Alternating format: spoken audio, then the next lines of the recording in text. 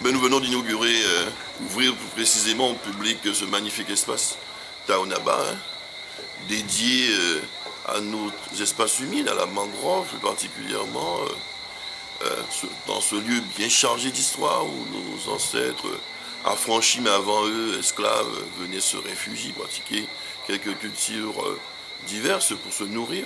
Donc nous protégeons globalement cette zone, nous avons aménagé ce magnifique site et nous venons d'ouvrir au public cet espace muséographique et des caillebotiers qui permettent d'accéder à la mangrove. Mais le projet n'est pas encore terminé. Nous avons bouclé les financements européens et d'État, les financements de la région pour nous accompagner dans ce grand projet. Et donc, nous avons encore quelques mois de travaux, mais une bonne partie du secteur est d'ores et déjà ouvert au public qui attendait longtemps ce moment, puisque nous avons trouvé en arrivant une structure qui était abandonnée, inachevée. Les financements, n'en parlons pas, ils n'existaient pas, parce que la commune était dans un gouffre financier. Donc il a fallu reprendre tout ça. Ce n'était pas un projet prioritaire, il y avait les écoles avant, il y avait d'autres structures, les routes, etc. entamées. Mais il fallait boucler durant la mandature cette grande première partie de cette opération, l'ouvrir au public. Et en cela, nous avons respecté nos engagements électoraux.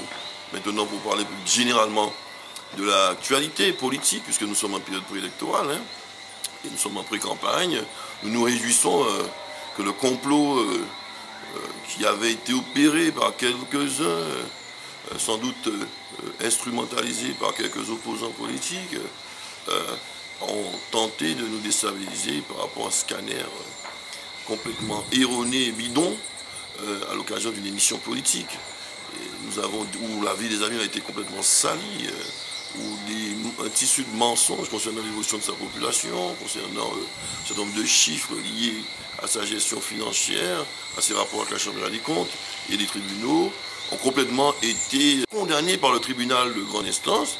Ceux qui avaient perdu, puisque la vérité avait éclaté au grand jour, pensaient gagner en appel, en faisant appel sur la forme et même sur le fond. Ils ont été condamnés cette fois-ci par le premier des juges, des magistrats de la Guadeloupe, le premier président de la cour d'appel de Basse-Terre a balayé d'un revers de main cet appel en arrêt d'exécution proposé par M. Ching Fling concernant sa première condamnation. Il avait été condamné à 3 000 € le dommage et intérêt vis-à-vis de la vie des abîmes. Il avait été condamné, lui et France Télévisions, ce faisant, à cause de lui, à 1 000 € d'astreinte, il nous doit quelques milliers d'euros déjà, tant qu'il ne présenterait pas ses excuses et qu'il ne démentirait pas ce tissu de mensonges.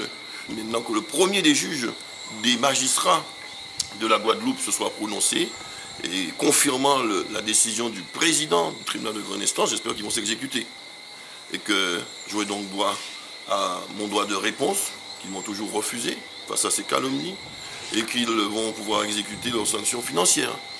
Somme que nous verserons par décision du conseil municipal que je convoquerai prochainement à la Maison des Jeunes et de la Culture des Abîmes.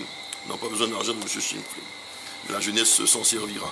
C'est un triomphe de la vérité sur le mensonge. Je m'en réjouis, je suis content pour les amis et amies qui avaient aussi été choqués par ce tissu de mensonges colporté par M. Chimflin. La vérité finit toujours par triompher.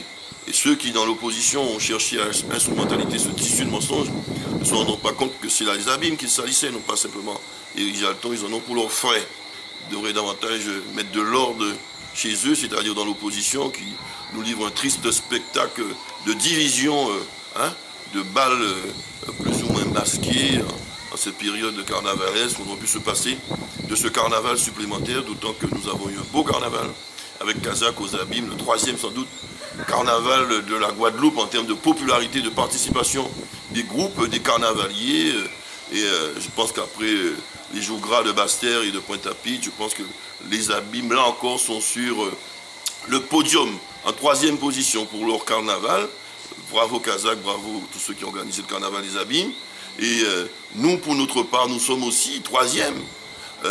Mais nous sommes troisième en termes d'image, en termes d'efficacité, de gestion des affaires de la commune des Abîmes, puisque le très sérieux institut consacré désormais, institut de sondage Calista, vient de publier, qui qui a été d'ailleurs diffusé y compris par Guadeloupe Première, un sondage concernant la cote d'efficacité, de popularité, d'une bonne image des maires de Guadeloupe, des 32 maires de Guadeloupe, et j'arrive, votre serviteur, Éric Jalton, maire des Abîmes, arrive en 3e position, derrière le maire de Bémao et la mairesse du Moule.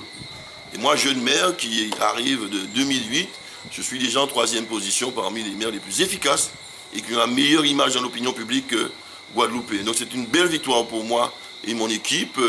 Et je suis, ce faisant, le premier maire parmi les nouveaux maires élus en 2008 et le premier maire de Guadeloupe en termes d'efficacité de gestion et en termes d'image politique. C'est extraordinaire, c'est formidable. Ceci m'encourage à continuer à aller de l'avant avec mon équipe renouvelée, en tout cas consolidée, que je présenterai le moment venu à la population avec un bilan exhaustif, éloquent, avec un projet qui nous propulse encore, plus encore en avant, qui prend en compte toutes les considérations, tous les enjeux de la modernité à l'échelle du territoire de la communauté d'agglomération à laquelle nous appartenons, dans laquelle nous nous inscrivons, à l'échelle aussi du territoire communal que nous défendons et que nous représentons vaillamment.